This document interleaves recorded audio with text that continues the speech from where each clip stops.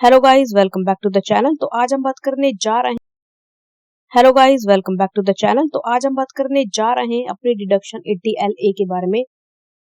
Hello guys, welcome back to the channel. तो आज हम बात कर hello guys, welcome back to the channel. तो आज हम बात करने जा रहे हैं अपनी डिडक्शन 80LA के बारे में, जो कि हमारा banking units, offshore banking units की इनकम पे डिडक्शन के बारे में बात करता है। वीडियो को आगे बढ़ने से पहले प्लीज चैनल को सब्सक्राइब अभी कर दीजिए और कमेंट सेक्शन में फीडबैक देना मत भूलिएगा। So let's start. तो देखो, उसका थोड़ा सा फंडामेंटल हम चेकआउट कर लेते हैं ताकि बाकी की जो वीडियो है आपको ढंग से क्लियर हो। सेक्शन 80LA जो है तो है हमारा इनकम टैक्स एक्ट 1961 के अंडर ऑफर करता है अपने बैंकिंग यूनिट्स के कुछ डिडक्शंस को जो कि स्पेशल इकोनॉमिक जोन में काम कर रही है। ठीक है, कौन सी banking unit? Offshore banking units और इंटरनेशनल फाइनेंशियल सर्विस सेंटर। ठीक है, इन शॉर्ट में अगर आपको बताऊं तो जिस भी बैंक ने, जिस भी ऑफशोर बैंकिंग यूनिट ने या IFSC ने स्पेशल इकोनॉमिक जोन या गिफ्ट सिटी में अपना बैंक खोला हुआ है, उसको उसकी इनकम पर डिडक्शन मिलता है। कितना मिलता है, कब मिलता है, उसके बारे में आगे बात करेंगे। अब आपके मन में एक सवाल होगा कि ऑफशोर बैंकिंग यूनिट क्या होती है।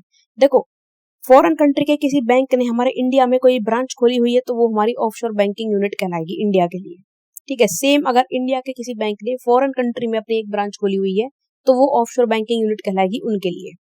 अब आते हैं बात इंटरनेशनल फाइनेंशियल सर्विस सेंटर, जो कि हमारे गिफ्ट सिटी में खुलते हैं। गिफ्ट सिटी जैसे अपना गुड़गांव दिल्ली का DLF है, गिफ्ट सिटी एक स्पेशल इकोनॉमिक जोन बनाया गया है जिसको कि हम स्मार्ट सिटी की तरह जानते हैं।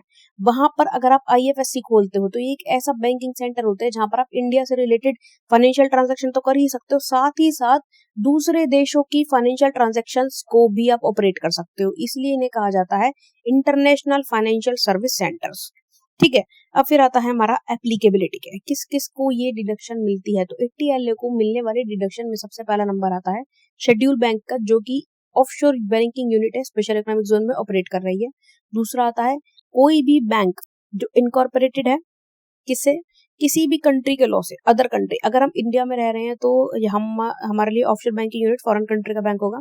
तो एक कंट्री जिसका कि लॉ के अकॉर्डिंग हमने यहाँ पर ऑफशोर बैंकिंग यूनिट ऑपरेट करवाई हुई है, ठीक है, तो वो अगर हमारे स्पेशल इकोनॉमिक जोन में वर्क करती है तो वो हमारा ऑफशोर बैंकिंग यूनिट कहलाता है। फिर वो कह रहा है कि कोई भी IFSC जो है अपना गिफ्ट सिटी में ऑपरेट किया हुआ है तो भी उसके लिए भी यहाँ पर डिडक्शन क्लेम कर सकते हैं। फिर ऑफशोर बैंकिंग यूनिट क्या होती है वो मैंने एक्सप्लेन कर ही दिया था, लेकिन थोड़ा सा टेक्निकली देखें तो इंडिया में फॉरेन कंट्री की एक ब्रांच जो कि स्पेशल इकोनॉमिक जोन में काम करती है और उसने बैंकिंग रेगुलेशन एक्ट 1949 के एक्ट 23(1)(a) के अंडर परमिशन ग्रांट की हुई है। फिर इंटरनेशनल फाइनेंशियल सर्विस सेंटर कौन सा होता है? ये वो सर्विस सेंटर होता है जो कि सेंट्रल गवर्नमेंट के स्पेशल इकोनॉमिक जोन एक्ट 2005 के अकॉर्डिंग सेक्शन 18(1) के अंडर सेंट्रल गवर्नमेंट से अप्रूव्ड होकर के हमारे गिफ्ट सिटी में काम कर रही है। फिर आते हैं इसकी कंडीशंस क्या है, कि वो तो एप्लीकेबल था कि कौन कौन को जो है ये डिडक्शन मिलेगी। अब किस किस शर्त को पूरी करने के बाद मिलेगी? सबसे पहले कि आपके पास चार्टर्ड अकाउंटेंट का एक सर्टिफिकेट होना चाहिए। कैसा सर्टिफिकेट? कि जो SSC है, जो हमारा बैंक है, वो डिडक्शन क्लेम करने के लिए एक सर्टिफिकेट देंगे कि हमने जो डिडक्शन क्लेम किया है, deduction has been correctly claimed, जो डिडक्शन मैंने क्लेम किया वो बिल्कुल सही है। तो उसके लिए चार्टर्ड अकाउंटेंट को फॉर्म 10 CCF के अंडर रिटर्न के साथ हमें अपना ये सर्टिफिकेट फर्निश करके देना होगा। फिर वो कहता है सबमिशन ऑफ परमिशन, एक परमिशन लेटर को हमें रिटर्न के साथ जोड़ना होगा। कौन सा permission letter? Banking regulation act 1941 में आपको एक परमिशन लेटर दिया जाएगा अकॉर्डिंग टू सेक्शन 23(1)(a). उसको आपको रिटर्न ऑफ इनकम के साथ साथ फर्निश करना है, तभी आपको डिडक्शन क्लेम करने को मिलेगा। फिर last and most important part कह रहा है रिटर्न ऑफ इनकम में अगर आपने कहीं पर भी क्लेम नहीं किया गया है कि आप 80LA के लिए एलिजिबल हैं, तो गवर्नमेंट आपके पास आकर के नहीं कहेगी कि आप इसके लिए एलिजिबल हैं और क्लेम कर लीजिए। सिंपल सी बात है, जो क्लेम करोगे उसका डिडक्शन मिलेगा, नहीं तो नहीं मिलेगा। फिर quantum of deduction, quantum of deduction कितना आता है यहाँ पर? मोस्ट इंपॉर्टेंट पार्ट, कि अगर हमारा IFSC है, इंटरनेशनल फाइनेंशियल सर्विस सेंटर है, तो 10 सालों के लिए consecutive assessment year of 10 years, किसी भी 15 में से कोई से भी 10 साल आप चूज कर लो, उनका आप असेसमेंट करोगे तो उनके लिए आपको 100% ऑफ इनकम पे डिडक्शन मिल जाएगी। क्या? परमिशन लेटर मैंने बैंकिंग एक्ट बता दिया, बैंकिंग रेगुलेशन एक्ट 1949 का परमिशन लेटर होना चाहिए 23(1)(a) में। साथ ही साथ registration under the security exchange board of India act 1992, उसमें भी आपका रजिस्ट्रेशन होना चाहिए। ठीक है, और जो भी लॉ है वो पूरा होना चाहिए। अगर लॉ आपके सारे एप्लीकेबल है तो 15 में से कोई से भी 10 साल जो है आप IFSC के लिए 100% इनकम का डिडक्शन क्लेम कर सकते हो। अगर कोई और केस है, कोई और केस का मतलब है यहाँ पर अगर आपका एक नॉर्मल ऑफशोर बैंकिंग यूनिट है ठीक है, या फिर आप एक ऐसा बिजनेस कर रहे हो जो कि बैंकिंग यूनिट नहीं है लेकिन स्पेशल इकोनॉमिक जोन को मेंटेन, ऑपरेट और डेवलप करने का काम करता है, तो आप पहले 5 साल के लिए 100% इनकम पे डिडक्शन क्लेम कर सकते हो और अगले 5 साल के लिए 50% ऑफ इनकम पे डिडक्शन क्लेम कर सकते हो। फॉर एग्जाम्पल 2020 में मैंने स्टार्ट किया था, तो 20 से 25 तक आपको 100% ऑफ डिडक्शन में मिलेगा, फिर 25 से लेकर 30 तक आपको 50% ऑफ इनकम पे डिडक्शन क्लेम कर सकते हो आप। फिर आता है यहाँ पे इनकम की बात हो रही है, तो कौन सी इनकम यहाँ पे इनकम मानी जाएगी? बैंकिंग की यूनिट, ऑफशोर बैंकिंग यूनिट की जो कि स्पेशल इकोनॉमिक जोन है, उसकी जितनी भी इनकम होगी वो यहाँ पर इनकम काउंट होगी।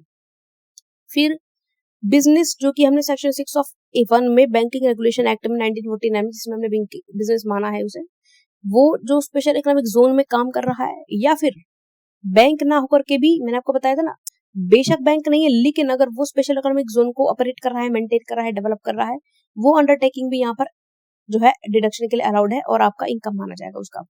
फिर income received in convertible foreign exchange, जो भी इनकम आपको फॉरेन एक्सचेंज मैनेजमेंट एक्ट 1909 के अंडर कन्वर्टेबल फॉरेन एक्सचेंज के तौर पे मिल रही है, वो आपको इनकम मानी जाएगी। अब कन्वर्टेबल फॉरेन एक्सचेंज क्या होता है? देखो, कन्वर्टेबल फॉरेन एक्सचेंज का मतलब वो होता है जिसको कि आप एक पर्टिकुलर पॉइंट ऑफ टाइम पे आरबीआई के थ्रू किसी भी करेंसी में कन्वर्ट करवा सकते हो, ठीक है, और फॉरेन ट्रांजैक्शन के लिए उसका इस्तेमाल कर सकते हो। लेकिन अगर टेक्निकल मीनिंग में देखा जाए तो कन्वर्टेबल फॉरेन एक्सचेंज मींस एक ऐसा foreign exchange which is for time being, एक पर्टिकुलर टाइम बीइंग में रिजर्व बैंक ऑफ इंडिया द्वारा कन्वर्टेबल फॉरेन एक्सचेंज माना जाए, जिसको कि आप फॉरेन एक्सचेंज रेगुलेशन 1973 के पर्पस के लिए इस्तेमाल कर सको, वो आपका फॉरेन एक्सचेंज माना जाएगा। ठीक है, फिलहाल कुछ कन्वर्टेबल फॉरेन एक्सचेंज, देखो डॉलर तो इंडिया के लिए हमेशा से ही चलता आ रहा है, यूरो है, रूबल है और येन है, ठीक है, ये सब कुछ है अपनी। और ठीक है, जापान की भी करेंसी आपकी कन्वर्टेबल फॉरेन एक्सचेंज में आती है।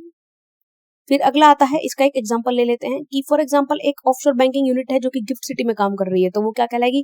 आईएफएससी। गिफ्ट सिटी में काम कर रही है, स्पेशल इकोनॉमिक जोन में नहीं। गिफ्ट सिटी की ऑफशोर बैंकिंग यूनिट आईएफएससी है, तो वो 2023-24 में उसने 20 करोड़ का जो है एलिजिबल बिजनेस के थ्रू इनकम अर्न किया। अब 10 साल के लिए यहाँ पर वो डिडक्शन क्लेम करेगा, 24 से लेकर के 34 तक, 24-25 लेकर के 34-35 तक उसका डिडक्शन कितना हो गया? 100% ऑफ 20 करोड़ रुपीस। तो अगर 10 साल के लिए डिडक्शन मिल रहा है, 20 करोड़ मिल रहा है, तो टोटल 10 साल का डिडक्शन कितने इनकम पे होगा? 200 करोड़ का वो डिडक्शन इंडिया गवर्नमेंट से क्लेम कर रहा है। तो थैंक यू सो